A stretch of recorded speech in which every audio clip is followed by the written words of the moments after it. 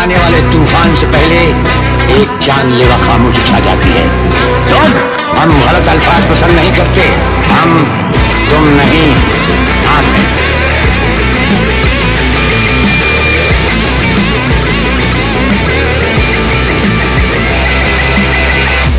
பயமா?